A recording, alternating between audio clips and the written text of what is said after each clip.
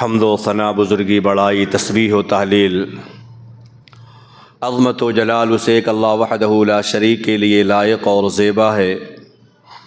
جو تنے تنہا پورے کائنات کا خالق و مالک، مدبر اور پالنہار ہے۔ بعدہ بے شمار درود و سلام نازل ہو ساقی کوثر، شافع محشر، جناب محمد الرسول اللہ صلی اللہ علیہ وسلم کی ذات گرامی پر،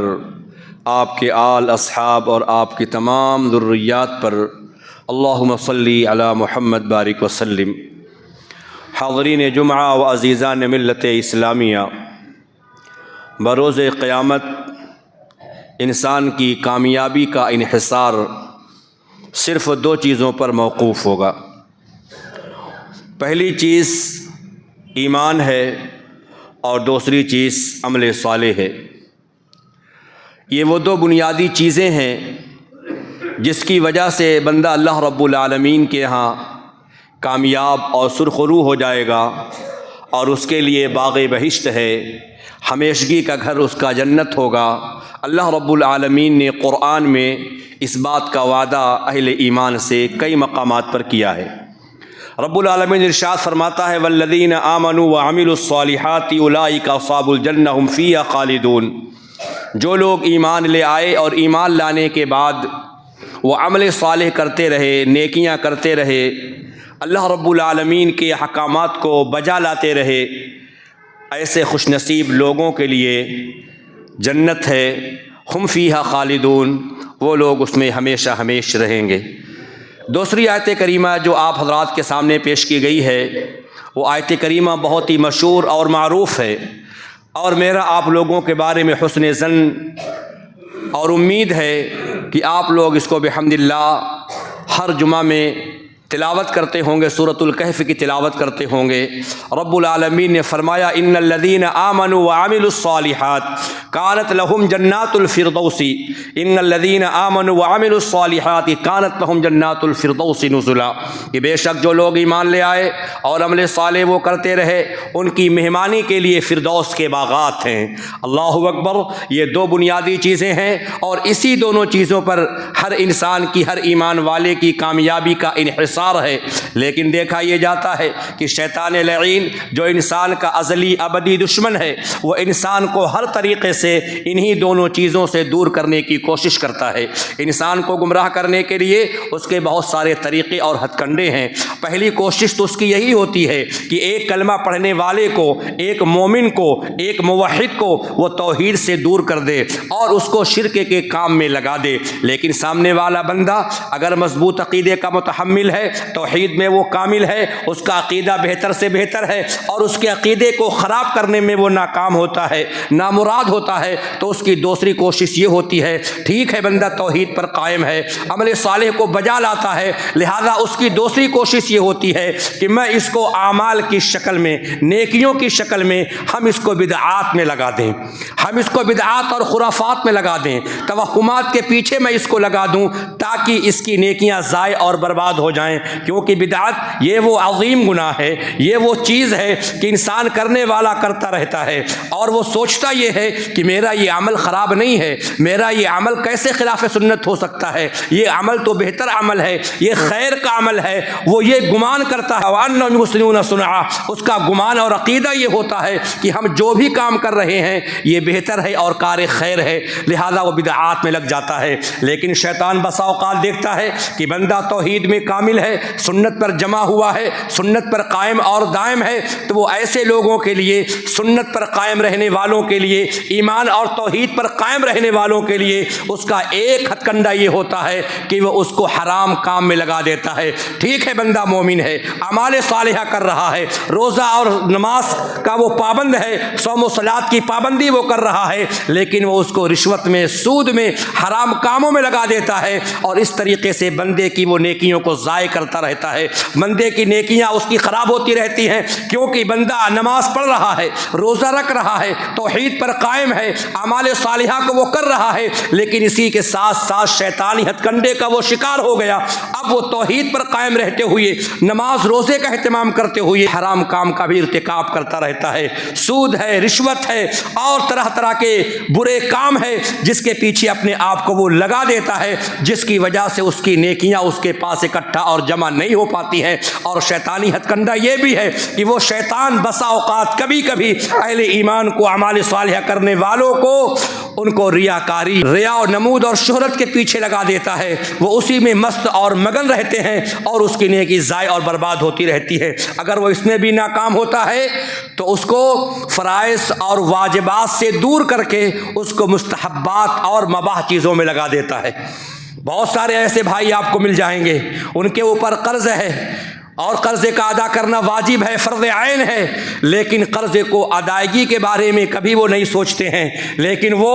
اللہ کے راستے میں صدقہ خیرات کر رہے ہیں، مساجد میں، مدارس میں، اللہ کے راستے میں بے شمار پیسوں کو خرچ کر رہے ہیں، لیکن ان کو توفیق نہیں ہوتی ہے کہ وہ اپنے قرضے کو ادا کر لیں۔ کیوں؟ یہ شیطانی ہتھ کنڈے کے شکار ہو چکے ہیں، کیونکہ شیطان نے فرائض سے دور کر کے ان کو نوافل میں لگا دیا ہے اور یہ اسی میں مست اور مگن رہتے ہیں۔ تو شیطانی ہتھ کنڈے ہیں اور اس طریقے سے انسان گمراہ ہوتا رہتا ہے، لیکن وہ بظاہر انسان یہی سوچتا ہے کہ میں اپنی نیکیوں کو جمع کر رہا ہوں، یہ نیکیاں ہمارے پاس اکٹھا ہو رہی ہیں، لیکن اس کی نیکیاں جمع نہیں ہو رہی ہیں، بلکہ وہ ایسے مٹکے میں پانی بھرنے کی ناکام کوشش کر رہا ہے جس کے نیچے سوراخ ہے، ہول ہے، اور مٹکے کو نل میں لگا کر کے پانی وہ روک کر کے ارادہ کر رہا ہے کہ یہ مٹکا کبھی بھرے گا، لیکن وہ مٹکا بھرنے والا نہیں ہے۔ اسی طریقے سے وہ نمازی، وہ روزے دار، وہ توحید پر قائم انسان، اگرچہ وہ نیک ہے، صالح ہے، توحید پرست ہے، اعمال صالحہ کرنے والا ہے، لیکن اس کی نیکیاں جمع نہیں ہو پا رہی ہیں، وہ نیکیاں ضائع اور برباد ہو رہی ہیں۔ میرے بھائیوں، ہر مسلمان کو، ہر مومن کو یہ سوچنا ہوگا کہ ہم توحید پر قائم رہتے ہوئے، اعمال صالحہ کو بجا لاتے ہوئے ہم اپنے نفس کا جائزہ لیتے رہیں، اپنے بارے میں غور و فکر کرتے رہیں۔ کہیں ایسا تو نہیں ہے کہ ہم توحید پر بھی قائم ہیں، ہم سنت کو بھی ادا کر رہے ہیں، فرائض کا اہتمام کر رہے ہیں، لیکن ہم کہیں نہ کہیں شیطانی ہتھ کنڈے کے شکار ہو کر کے ہم خرافات کے پیچھے، بدعات کے پیچھے، توہمات کے پیچھے، رسومات کے پیچھے لگے ہوئے ہیں۔ اور یہ دیکھا جاتا ہے بہت سارے نمازی، روزے دار، حج کرنے والے، توحید کی باتیں کرنے والے، لیکن وہ رسومات میں گرفتار ہو گئے ہیں، وہ بدعات و خرافات میں گرفتار ہو گئے ہیں، اور اس طریقے سے ان کی نیکیاں ضائع اور برباد ہو رہی ہیں۔ رسول اکرم صلی اللہ علیہ وسلم ایک مرتبہ صحابہ کرام کے سامنے بیٹھے ہوئے تھے، صحابہ کی مقدس جماعت آپ کے سامنے تھی، تبادلہ خیال ہو رہا تھا، اور اللہ کے نبی صلی اللہ علیہ وسلم نے صحابہ کرام سے ایک سوال پوچھا۔ غور کرنے کی بات یہ ہے میرے بھائیوں کہ اللہ کے نبی صلی اللہ علیہ وسلم نے نیکیوں کے کرنے کے ساتھ ساتھ اپنے آپ کو گناہوں سے بچانے کی کس قدر تاکید فرمائی ہے، کس قدر آپ نے صحابہ کرام کو، اپنے امت کے لوگوں کو زور دیا ہے نیکی کے کرنے کے ساتھ ساتھ، اعمال صالحہ کے کرنے کے ساتھ ساتھ اپنے آپ کو گناہوں سے بچانا ہے، کیونکہ اگر تم نیکیاں کرتے رہے، اعمال صالحہ کرتے رہے، توحید پر قائم رہے، سنت کی اتباع کرتے رہے، نبی کی شرعیت پر چلتے رہے، لیکن اگر تم نے اپنے آپ کو گناہ سے نہیں بچایا، ظلم سے نہیں بچایا، تو تمہاری یہ نیکیاں ضائع اور برباد ہو جائیں گی، تمہارا یہ حج، تمہارے یہ روزے، تمہارے صدقات و خیرات اللہ رب العالمین کے ہاں کوئی کام نہیں آئے گا۔ اسی بات کو سمجھانے کے لیے، امت کو یہی پیغام دینے کے لیے رسول رحمت صلی اللہ علیہ وسلم نے ایک مرتبہ صحابہ کرام سے پوچھا، اتدرون من المفلس؟ حدیث بہت مشہور ہے، بہت سے علماء کے زبانی اور میرے بھی زبانی آپ نے سنی ہوگی، لیکن ضرورت اس بات کی ہے کہ ہم اللہ کے رسول صلی اللہ علیہ وسلم کے دعوت کے حوالے سے کس مقام پر کھڑے ہیں۔ نبی نے پوچھا، اے میرے صحابہ، کیا تم جانتے ہو مفلس کون ہے، غریب کون ہے، قلاش کون ہے؟ صحابہ کرام کے ذہن میں جو عام معنی تھا غریب کا وہ بتا دیا، المفلس فینا من لا درہم لہ ولا متاع۔ اے اللہ کے نبی صلی اللہ علیہ وسلم، غریب اور مفلس وہ شخص ہے جس کے پاس نہ دینار ہو، نہ درہم ہو، نہ روپے ہو، نہ پیسے ہو، مال و دولت کا وہ مالک نہیں، وہ مفلس ہے۔ اللہ کے نبی صلی اللہ علیہ وسلم نے فرمایا تم میری مراد تک نہیں پہنچ سکے۔ اے میرے صحابہ، المفلس من امتی من یاتی یوم القیامت بصلاۃ و صیام و زکاۃ ویاتی قد شتم ھذا وقذف ھذا واکل مال ھذا وسفک دم ھذا وضرب ھذا فیعطی ھذا من حسناتی وھذا من حسناتی۔ میری امت کا سب سے بڑا مفلس اور غریب وہ دیندار اور پرہیزگار شخص ہوگا جو نمازی بھی ہوگا، روزے دار بھی ہوگا، زکوٰۃ کا ادا کرنے والا ہوگا، حشر کے میدان میں رب العالمین کے ہاں جب کھڑا ہوگا، رب کے ہاں حساب ہو چکا ہوگا، اس کے اوپر الزام لگایا جائے گا جو حق والی بات ہوگی۔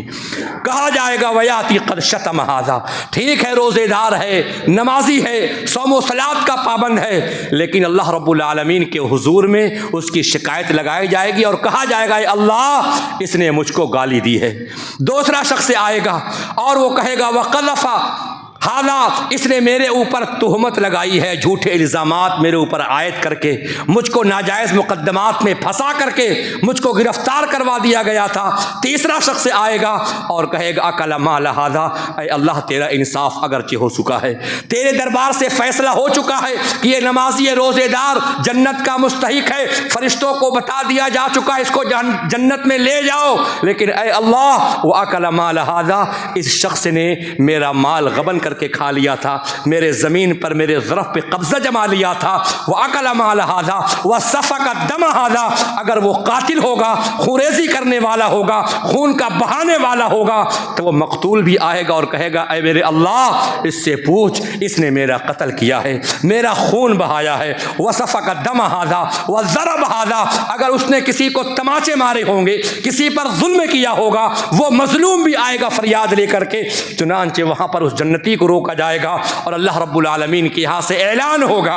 یہ ظالم جو نیکیاں ہیں نیکیاں چھین کر کے، وہ مظلوم جو بیچارہ جہنم میں جانے والا تھا، ظالم کی نیکیاں چھین کر کے مظلوم کے حوالے کر دیا جائے، ایک ایک نیکی اس سے لے لی جائے گی۔ حدیث کے اندر آتا ہے فَإِنْ فَنِيَتْ، اس کی نیکیاں ختم ہو جائے گی۔ عرض کیا جائے گا اللہ ظالم کی نیکیاں تو ختم ہو گئی، اتنا بڑا ظالم، اتنا بڑا سفاک، لوگوں کو پریشان کرنے والا، لوگوں کو الجھانے والا، اس کی نیکیاں ختم ہو چکی ہے۔ اعلان ہوگا ذرا دیکھو مظلوم کے نام اعمال میں گناہ ہے کہ نہیں ہے، جس کو ستایا گیا، ہراساں کیا گیا ہے، ارشاد ہوگا یا اللہ یہ مظلوم جو ہے یہ گناہ بھی کچھ کیا ہوا ہے، ارشاد ہوگا اس کے گناہ ظالم کے سر پہ لاد دیا جائے۔ وہ ظالم جو نمازی تھا، روزے دار تھا، جنت کا مالک بننے والا تھا، اور وہ تمام تر گناہوں اور برائیوں کو لے کر کے وہ جہنم میں پہنچ جائے گا۔ اللہ کے نبی صلی اللہ علیہ وسلم نے اسی بات سے آگاہ فرمایا، اپنے صحابہ کرام کو آپ نے تاکید فرمایا میرے صحابہ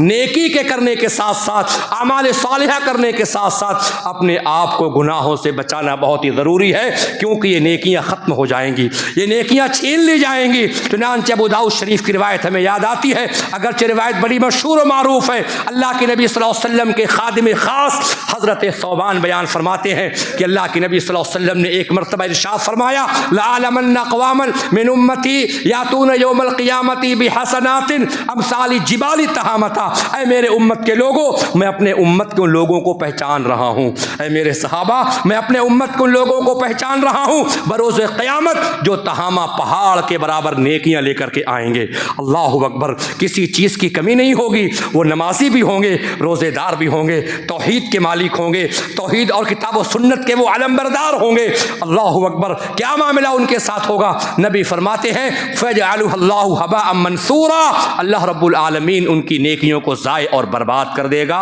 صحابہ کرام اس بات کو سن کر کے لرزہ بر اندام ہو گئے، ڈر گئے، سہم گئے، یا رسول اللہ وہ کون سے لوگ ہوں گے جن کی نیکیاں رائگاں کر دی جائیں گی، ذرات کے طریقے سے بکھیر دی جائیں گی، وہ کون سے لوگ ہوں گے؟ ہم کو آپ بتا دیجئے تاکہ اپنے آپ کو ہم بچا سکیں، وہ کون سے لوگ ہوں گے؟ اللہ اکبر، اللہ کے نبی نبی نے فرمایا انہم منکم، اے میرے صحابہ وہ نہ موسیٰ کی امت ہوگی، نہ عیسیٰ کی امت ہوگی، نہ ابراہیم کی امت ہوگی، بلکہ وہ تمہارے بھائی ہوں گے، تم جیسے کلمہ پڑھنے والے ہوں گے، تم جیسے بود و باش اختیار کرنے والے ہوں گے۔ ان کی پہچان، ان کا طریقہ کیا ہوگا؟ اللہ کے نبی نے فرمایا انہم یصلون کما تصلون ویصومون کما تصومون، جیسے تم روزے رکھتے ہو وہ بھی روزے دار ہوں گے، جیسے تم نمازی ہو وہ لوگ بھی نمازی ہوں گے، جیسے تم تہجد گزار ہو وہ لوگ بھی تہجد گزار ہوں گے، لیکن ان کا ایک جرم ہوگا، ان کا ایک گناہ ہوگا، اور یہ گناہ میں آج زیادہ تر نوجوان گرفتار ہے۔ جو خبریں موصول ہوتی ہیں،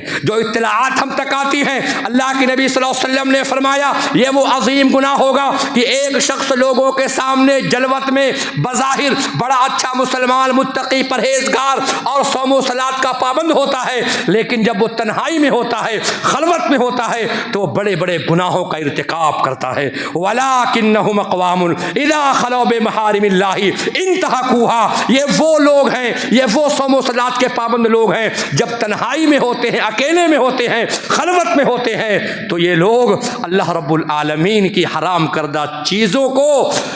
بڑے دلیری کے ساتھ، بڑے ڈھٹائی کے ساتھ وہ اختیار کرتے ہیں اور حرام کردہ چیزوں کا استعمال کرتے ہیں۔ اللہ اکبر! آج امت مسلمہ کا نوجوان اس جرم میں گرفتار ہے۔ موبائل کے آنے کے بعد تنہائی کے گناہوں میں اضافہ ہوا ہے، خلوت کے گناہوں میں بڑھوتری ہوئی ہے۔ اگر ہم اور آپ اپنی اصلاح چاہتے ہیں تو جلوت میں بھی، خلوت میں بھی اللہ رب العالمین کو حاضر ناظر جانتے ہوئے اپنے آپ کو گناہوں سے بچائیں۔ ٹھیک ہے وہ گناہ سامنے نہیں ہو رہا ہے، آپ تنہائی میں کر رہے ہیں، خلوت خانے میں کر رہے ہیں، آپ اکیلے میں کر رہے ہیں، لیکن یاد رکھو جو گناہ تنہائی میں کیے جاتے ہیں اس گناہ کے اوپر گواہ اللہ رب العالمین ہوتا ہے۔ تو اللہ کے نبی صلی اللہ علیہ وسلم نے اس چیز سے اپنے امت کو، صحابہ کرام کو ڈرایا ہے اور ان کو تاکید فرمائی ہے نیکی کرنے کے ساتھ ساتھ اپنے آپ کو گناہوں سے بچاتے رہنا۔ کیوں؟ اگر گناہ کرتے رہو گے، ظلم کرتے رہو گے، یہ نیکیاں تمہاری ضائع اور برباد ہو جائیں گی۔ انسان ڈھیٹ کیسے ہوتا ہے؟ وہ گناہوں کا ارتکاب کیوں کر رہا ہے؟ انسان سرکشی اختیار کیوں، جبکہ وہ جان رہا ہے کہ مجھ کو مرنا ہے؟ دنیا میں کوئی ہمیشہ نہیں رہے گا، لیکن ڈھٹائی کیوں ہے؟ قرآن نے اس کا جواب بڑا پیارا دیا ہے۔ کیوں؟ بہت ساری قومیں آئیں، قرآن شاہد ہے، تاریخ شاہد ہے، وہ جری ہوئے، سرکش ہوئے، باغی ہوئے۔ کیوں وہ جری ہوئے؟ کیوں اللہ رب العالمین کے عذاب پہ وہ ڈھیٹ اور دلیر ہوئے؟ کیوں؟ اس لیے کہ اللہ رب العالمین کی پکڑ اور عذاب سے وہ غافل ہو گئے، ان کو کوئی فکر نہیں تھی اللہ کا عذاب آئے گا، ٹھیک ہے دیکھ لیا جائے گا۔ وقال الذین کفروا اذا کنا ترابا، وہ لوگ کہا کرتے تھے کیا ہم جب مر جائیں گے ہم اور ہمارے آبا انا لمخرجون، کیا ہم لوگ دوبارہ قبروں سے نکالے جائیں گے، زندہ کیے جائیں گے؟ لقد وعدنا ھذا نحن وآباؤنا من قبل ان ھذا الا اساطیر الاولین، یہ وعدہ جو ہم سے کیا جا رہا ہے اور ہمارے باپ دادا سے کیا جا رہا ہے یہ تو پرانے قصے اور کہانی، ایسا کچھ نہیں ہے۔ تو عذاب اور گناہوں پر جو لوگ جری ہیں، ڈھیٹ ہیں، اس کی وجہ یہ ہے کہ لوگ اللہ رب العالمین کے پکڑ اور اس کے عذاب سے بے فکر ہو چکے ہیں۔ فلا یأمنوا افامنوا مکر اللہ، کیا لوگ اللہ رب العالمین کے عذاب سے بے فکر ہو گئے، مامون ہو گئے؟ یہی وجہ ہے کہ آج گناہ پہ گناہ ہوتے جا رہے ہیں، گناہ پہ گناہ ہوتے جا رہے ہیں، جبکہ قرآن نے اپنے ماننے والوں کو جو درس اور پیغام دیا ہے، ایک ایک جگہ پہ، ایک ایک مقام پر اپنے اللہ رب العالمین نے اپنے بندوں کو آگاہ کیا ہے، اس کو خوف دلایا ہے، ڈر دلایا ہے۔ کہیں پہ آپ قرآن پڑھتے پڑھتے آپ تلاوت کرتے رہیں گے، آپ کو آیت ملے گی واللہ سریع الحساب، اللہ جلدی حساب لینے والا ہے۔ آپ قرآن کی تلاوت کریں گے، کہیں آپ کو ملے گا ان اللہ قوی شدید العقاب۔ آپ قرآن پڑھیں گے، آپ کو آیت ملے گی ان بطش ربک لشدید۔ آپ قرآن پڑھیں گے ان ربک لبالمرصاد۔ یہ قرآن کی آیتیں کیا پیغام دے رہی ہیں؟ اے غافل انسان، اللہ رب العالمین کے عذاب اور پکڑ سے تو غافل مت ہو جا۔ اللہ اکبر! قرآن کریم جب نازل ہوا، اللہ کے نبی صلی اللہ علیہ وسلم کے زمانے میں جو لوگ گناہوں کے دلدل میں پھنسے ہوئے تھے اور ان کے پاس پیغام الہی پہنچا، قرآن کریم کی آیات ان تک پہنچی، وہ فوراً گناہوں کو چھوڑ کر کے توبہ کر لیتے ہیں۔ چنانچہ حدیث کے اندر آتا ہے جب شراب کی حرمت نازل ہوئی اور قرآن کریم میں صاف طور پر پیغام دیا گیا انما الخمر والمیسر والانصاب والازلام رجس من عمل الشیطان، یہ شراب، یہ جوئے، یہ لاٹری، یہ ساری چیزیں حرام ہیں۔ اللہ رب العالمین ان کو حرام قرار دے رہا ہے۔ یہ صحابہ کرام کے پاس یہ پیغام اس وقت پہنچا، کچھ صحابہ کرام شراب پی چکے تھے اور کچھ شراب پی رہے تھے، اور کچھ لوگ شراب کے پیالے اور برتن کو لے کر کے اپنے منہ سے لگائے ہوئے تھے۔ ان کے پاس اللہ رب العالمین کی یہ آیت، قرآن کی یہ آیت پہنچتی ہے، اللہ کا یہ پیغام پہنچتا ہے، فَهَلْ أَنْتُمْ مُنْتَهُونَ، کیا تم شراب پینے سے، جوئے اور قمار سے کیا تم باز نہیں آتے ہو، چھوڑتے نہیں ہو؟ ان صحابہ کرام کے زبان سے صاف طور پر نکلا، انتہینا یا ربنا، اے اللہ ہم اس سے باز آ گئے، ہم اس سے رک گئے۔ یہ قرآن کا پیغام تھا۔ لوگ قرآن کی آیات سن کر کے گناہوں کو چھوڑ دیا کرتے تھے، ترک کر دیا کرتے تھے۔ ابو مسعود رضی اللہ تعالی عنہ کے بارے میں آتا ہے کہ ایک مرتبہ اپنے غلام سے وہ غصہ ہو گئے، بڑے سخت ناراض ہو گئے وہ، اور بہت بے دردی کے ساتھ، بے رحمی کے ساتھ اپنے غلام کو کوڑوں سے مار رہے تھے، کوڑا برسا رہے تھے۔ اللہ کے نبی صلی اللہ علیہ وسلم نے حضرت ابو مسعود کو دیکھا، آپ نے پکار لگا، یا ابا مسعود اعلم، اے ابو مسعود جان لو، اللہ رب العالمین تم سے زیادہ قدرت والا ہے اس بات کے اوپر کہ وہ تم کو عذاب دے۔ ایک مرتبہ نبی نے پکارا، دو مرتبہ نبی نے پکارا، اتنے شدید غصے میں تھے کہ نبی کی پکار کا اثر نہیں ہو رہا ہے، یہاں تک کہ اللہ کے نبی صلی اللہ علیہ وسلم قریب آ گئے، ان کو محسوس ہوا کہ نبی کی آواز ہے، نبی کی پکار ہے، ٹھہر جاتے ہیں، یا رسول اللہ کیا معاملہ ہے؟ اللہ کے نبی نے فرمایا، جس سختی کے ساتھ تم اپنے غلام کو مار رہے ہو، اس سے کہیں زیادہ طاقت اور قوت والا اللہ رب العالمین ہے، اللہ تم کو سزا دے گا۔ ان کے ہاتھوں سے کوڑے گر گئے، کیوں؟ ان کو اللہ رب العالمین کے عذاب کا خوف تھا۔ چنانچہ کہتے ہیں، یا رسول اللہ ہوا حر للہ، اے اللہ کے نبی صلی اللہ علیہ وسلم، یہ اللہ کی رضا کے لیے میں اس کو آزاد کر رہا ہوں۔ آج ایسے کتنے ایسے گناہ ہیں جو ہم سے صبح و شام صادر ہو رہے ہیں، گناہ پہ گناہ ہم سے ہوتے جا رہے ہیں، لیکن ہم اور آپ اللہ اور اس کے رسول کی جانب رجوع کرنے کے لیے تیار نہیں ہیں، اللہ رب العالمین کی جانب لوٹنے کو ہم اور آپ تیار نہیں ہیں۔ چنانچہ کتنی مرتبہ یہ باتیں ہمارے اور آپ کے سامنے آئیں، وہ صحابہ کرام جو اللہ رب العالمین کا ایک پیغام سن کر کے شراب کے پیالے کو پھینک دیتے ہیں کہ رب نے اس کو حرام قرار دیا ہے، اور آج کتنی مرتبہ آپ لوگوں کے سامنے یہ باتیں آئی ہوں گی کہ یہ گٹکا، یہ کھینی، یہ تمباکو، یہ بیڑی، یہ تمام کی تمام چیزیں حرام ہیں، ناپسندیدہ ہیں، یہ خبائث ہیں، خبائث میں سے آتے ہیں، لیکن لوگوں کے اوپر اس بات کا کوئی عمل، کوئی اثر نہیں ہے، مکروہ ہے، ہم پیتے رہیں گے، ہم پیتے آئے ہیں، لیکن جب یہ میرا تجربہ بتاتا ہے، میں نے مشاہدہ کیا ہے، جب کوئی مہلک بیماری لاحق ہوتی ہے تو یہ گٹکا کھانے والے، تمباکو کھانے والے، بیڑی پینے والے، یہ لوگ پھر اس کو چھوڑ دیتے ہیں۔ شریعت کا حکم ہے، نبی کا حکم ہے، قرآن کہتا ہے وَلَا تُلْقُوا بِأَيْدِيكُمْ إِلَى التَّهْلُكَةِ، اپنے آپ کو ہلاکت میں مت ڈالو، لوگ باز نہیں آتے، کہتے ہیں مکروہ ہے، ہم کوئی بڑا گناہ نہیں ہے، گناہ کبیرہ یہ نہیں ہے۔ یاد رکھو میرے بھائیو، بیڑی کا پینا، تمباکو، گٹکا، کھینی، جتنے بھی نوجوان ہیں بڑے شوق میں سیکھ رہے ہیں، یہ سب آج تعلیم سے پیچھے ہیں، تعلیم سے بہت دور ہیں۔ ان کے چہرے کو دیکھیے، ان کے لباس کو دیکھیے، ان کے پوشاک کو دیکھیے، ان کے بود و باش کو دیکھیے، کچھ بھی نہیں ہے، تعلیم کے میدان میں زیرو ہیں۔ گٹکا، کھینی، تمباکو جیسے ہی بولنا شروع کریں گے، ایسے لوگوں سے بڑی غلاظت اور بڑی گھن محسوس ہوتی ہے، ہمیں بڑی حیرت اور بہت تعجب ہوتا ہے۔ جس کو رب نے حرام قرار دیا ہے اس کو لوگ کہتے ہیں مکروہ ہے۔ کیا مکروہ کا معنی حرام کا نہیں ہوتا؟ اللہ رب العالمین نے قرآن میں سورہ بنی اسرائیل میں چند محرمات کا ذکر فرمایا، رب نے کہا وَلَا تَقْرَبُوا الزِّنَا، زنا مت کرو، وَلَا تَقْتُلُوا النَّفْسَ الَّتِي، کسی کو قتل مت کرو، وَلَا تَقْرَبُوا مَالَ الْيَتِيمِ، یتیم کے مال کو مت کھاؤ، وَلَا تَقْفُ مَا لَيْسَ لَكَ بِهِ علم، ان تمام بڑے بڑے گناہوں کو ذکر کیا۔ زنا مت کرو، بدکاری مت کرو، قتل مت کرو، خوریزی مت کرو، یتیم کے مال کو مت کھاؤ، کم مت تولو، ان سارے بڑے بڑے گناہوں کو بیان کرنے کے بعد رب العالمین نے فرمایا کل ذالک کان سیئہ عند ربک مکروہا، یہ سارے کے سارے کام، یہ زناکاری، یہ بدکاری، یہ بے حیائی اور یتیم کا مال کھانا، ظلم کرنا، غیبت کرنا، چغلی کرنا، کل ذالک کان سیئہ عند ربک مکروہا، تمہارے رب کے نزدیک سب مکروہ ہے۔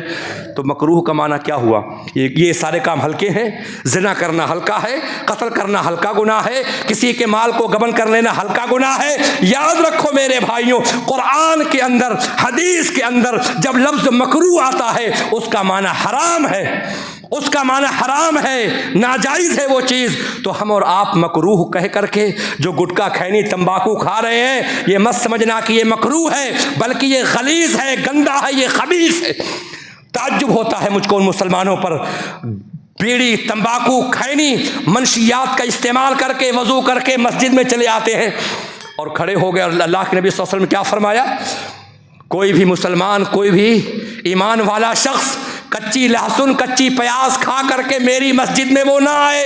اللہ کے گھر میں وہ نہ آئے۔ کیوں؟ اس لیے کہ اس سے فرشتوں کو بھی تکلیف ہوتی ہے، انسانوں کو بھی تکلیف ہوتی ہے۔ پیاز بھی حلال ہے، لہسن بھی حلال ہے۔ نبی نے کہا نماز کے وقت کچی لہسن کھا کر کے مت آنا، یہ ملائکہ کو تکلیف دینے والی چیز ہے، فرشتوں کو تکلیف دینے والی چیز ہے، زندوں کو بھی تکلیف ہوتی ہے، نمازیوں کو بھی تکلیف ہوتی ہے۔ ایک حلال چیز کو نبی نے منع کیا اور ایک حرام چیز لوگ کھا کر کے مسجد میں آ کر کے، اگر کسی ایسے نمازی کے بازو میں کھڑے ہو گئے جو بیچارہ کبھی منشیات کا استعمال نہیں کیا، وہ گٹکا کھینی تمباکو بیڑی کا استعمال کبھی نہیں کیا، ذرا اس نمازی کے دل سے پوچھئے اس پر کیا گزر رہی ہے، اس کی نماز کیسی ہو رہی ہے۔ یہ سابقہ میرے ساتھ پڑا ہوا ہے۔ ایک مرتبہ ہمارے ایک دوست آئے شیخ صدیق سلفی صاحب، میں نے کہا نماز آپ پڑھائیے، نماز مغرب کا وقت تھا، شیخ صدیق سلفی صاحب نے نماز پڑھائی اور میں پیچھے، اتفاق سے میرے بازو میں ایسے ہمارے بھائی بزرگ چچا کھڑے ہو گئے، زندگی 70-75 سال کی ہو گئی، بیڑی نہیں بنتی ہے،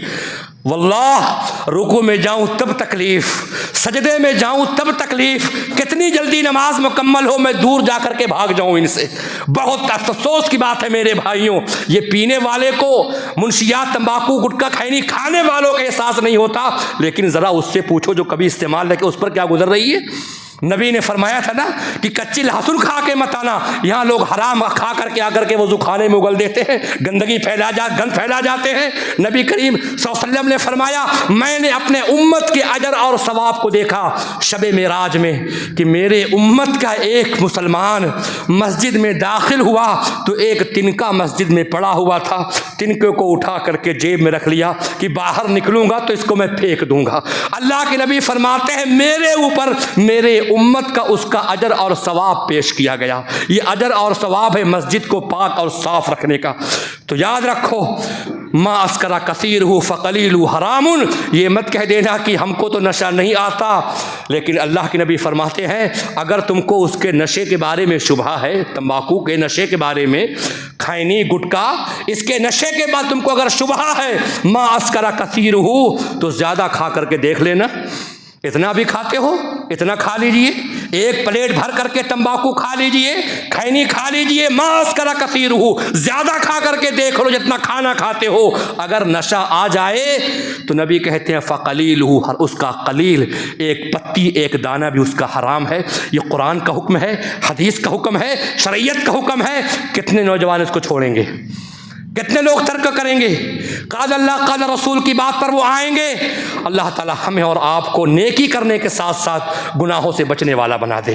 حرام چیزوں کو چھوڑنے والا بنا دے۔ اللہ رب العالمین ہمیں کتاب و سنت پر قائم و دائم رکھے، گناہوں سے محفوظ رکھے، آمین۔ بارک اللہ لنا ولکم فی القرآن العظیم ونفعنی وإیاکم بالآیات والذکر الحکیم، انہ تعالی جواد کریم ملک رؤوف رحیم۔